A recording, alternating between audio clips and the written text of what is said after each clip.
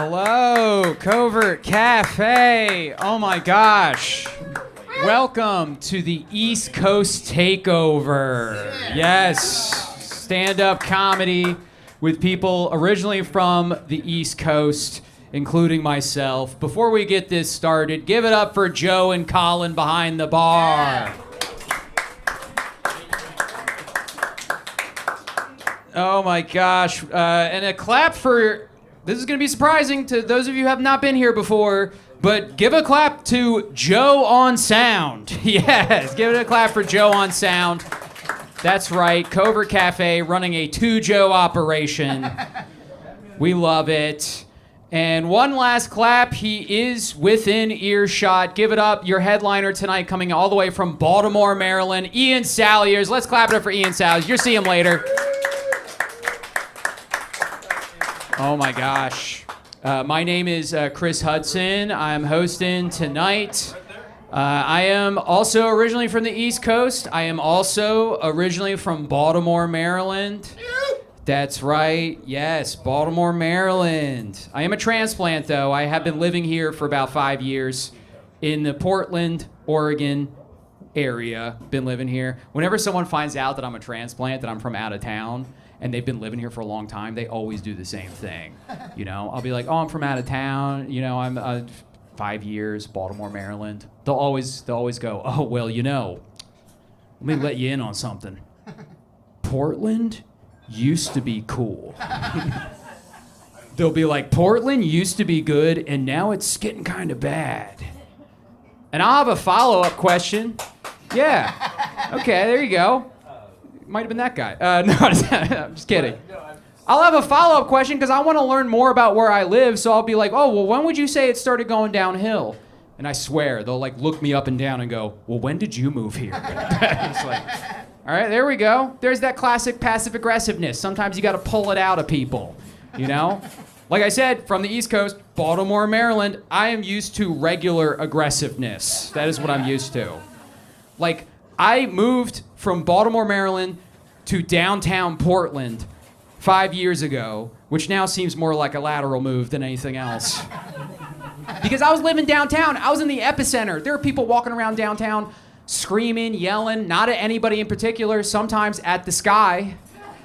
And my neighbors are like, oh my God, they're in distress. And I'm like, no, that's actually pretty healthy. You gotta let it out, brother. Like, you gotta let it out. You can't just keep it in and then just smile. Like, you have to do it sometimes. From Baltimore, Maryland. Yes.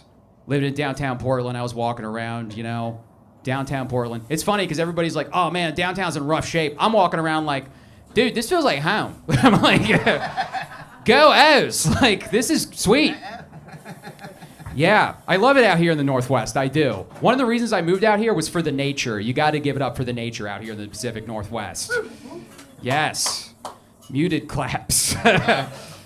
I do. I followed the nature on Instagram long before I moved here.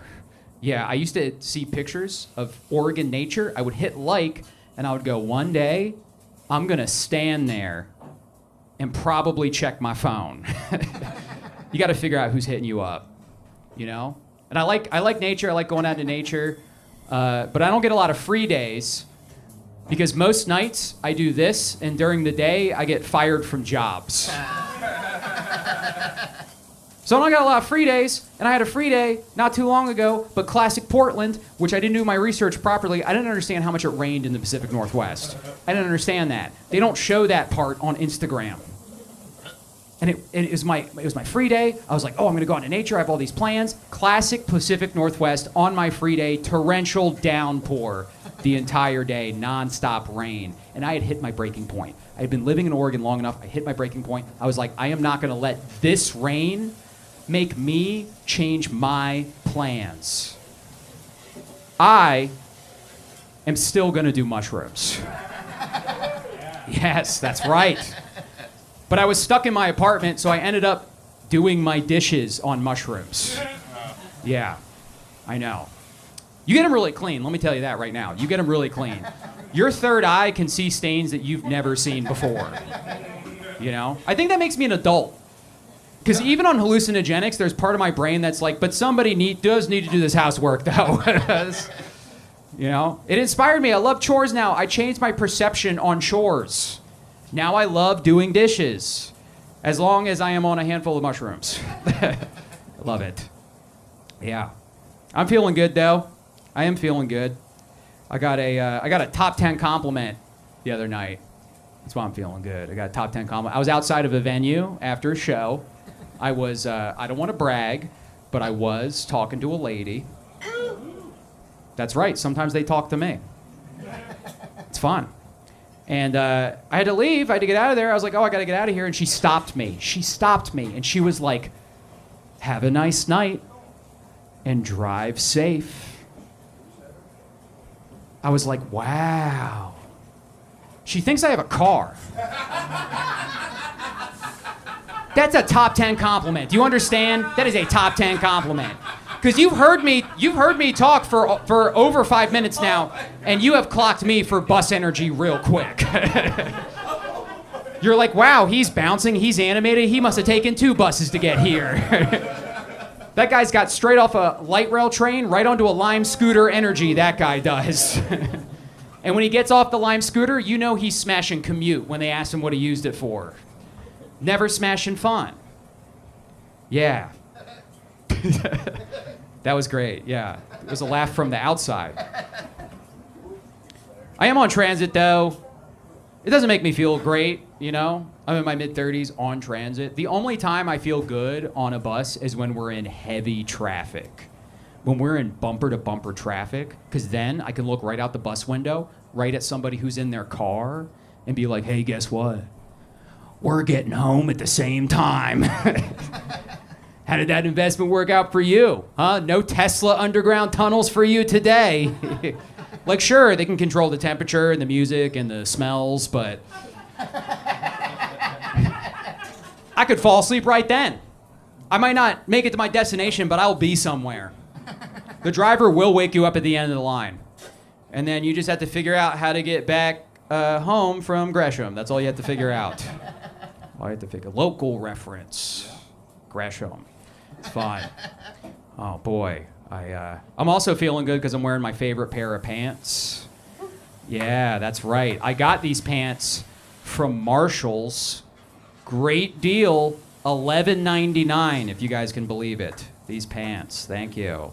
$11.99. That's what it said on the price tag before I ripped the tag off and walked out of the store. Yeah, Marshall's. Clap if you're familiar with Marshall's before I go into this. There we go. Nice. I saw people not clapping. I am going to assume you're either Ross or TJ Maxx people. But we can all live in harmony. I know the Dress for Less people come out, but I have rarely seen a Maxxinista in the wild.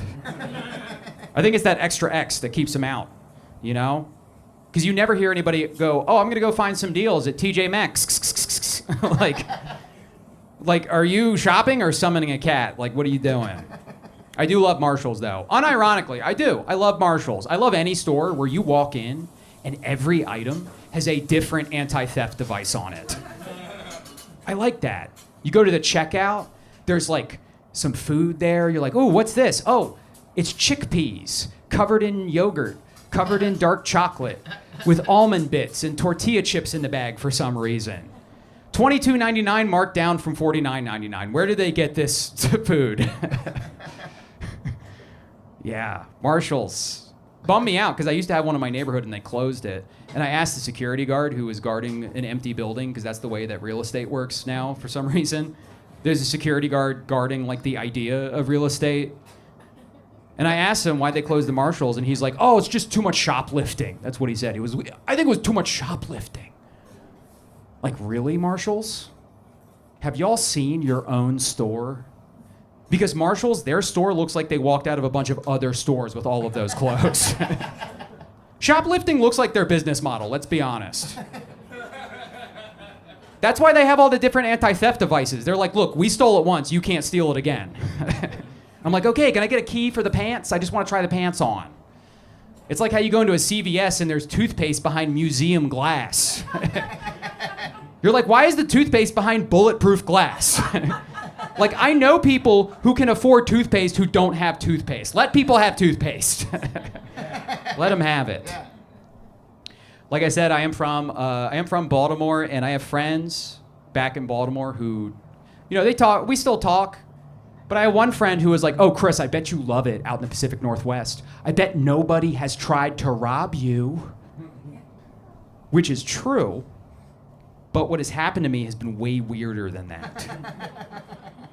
I was in downtown Portland one day, walking past one of the high-end cupcake shops. And I say one of because there are multiple high-end cupcake shops in downtown Portland. Which is funny because they're like, oh, small businesses are struggling. I'm like, the specialty cupcake shop open only 3 hours a day is struggling. I was walking past that. There was a guy sitting in front of it. And as I passed by him, he was sitting in front of the cupcake shop. I passed by him. He shouted at me full volume. He went, "Give me your wallet!" And I just kept walking like he didn't say anything. I look back, he's still sitting. I keep walking, I get a few blocks on him. I look back, he is still sitting. And I thought to myself, wow, maybe they're right. Maybe people really don't want to work anymore. Maybe people want their robberies handed to them. Like, that's not even an attempted robbery, right? He didn't get up. Like, to me, that's a new thing that I call a suggested robbery. Like, he might as well just had a cup in front of him and said, "Give me everything you have on you, please." like that doesn't happen where I'm from, in Baltimore. In Baltimore, you get robbed, but if you're smart, what it becomes is a negotiation for what you get back. If you're smart. Like, my friend got robbed in Baltimore City. Guy took his wallet, and he was like, "Hey, man, can I at least have my driver's license back? You know how the DMV can be a bitch." And the dude, masked up, gun to him, was like, looked at him, had his wallet, was like, looked at him, looked at his wallet, looked at him, and was like,